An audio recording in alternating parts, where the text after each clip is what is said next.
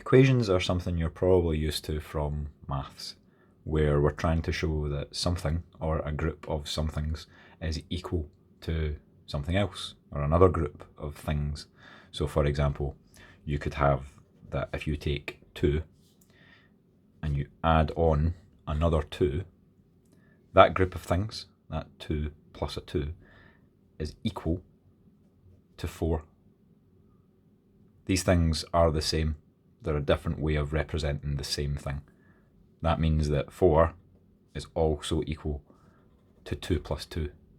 These are both true statements, and we show them by writing what's called an equation. These two lines are equations because they are equal to one another.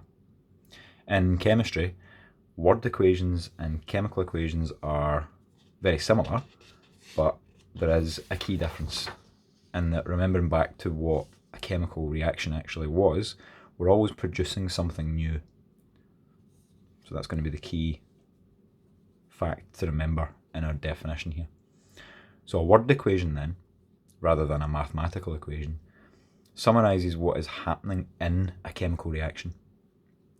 So the way we represent that is, instead of using an equal sign because something is changing, we would say that we have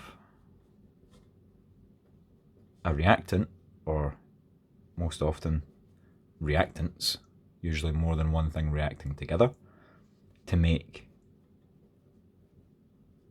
a product, or products, more than one.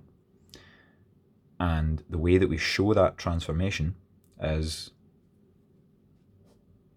by putting an arrow going towards whatever it is we are making, rather than an equal sign. Now, why is it called an equation then if they're not equal? Well, because the same atoms, the same particles that we've used in the reactants have just rearranged themselves in some way to become something else, the products. But it is the same collection of atoms and particles, or whatever it is. They've just rearranged themselves.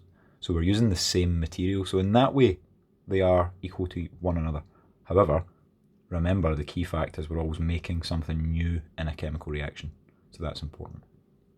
So to give you an example then, if I had some magnesium metal and I burned it in oxygen, we would get magnesium oxide.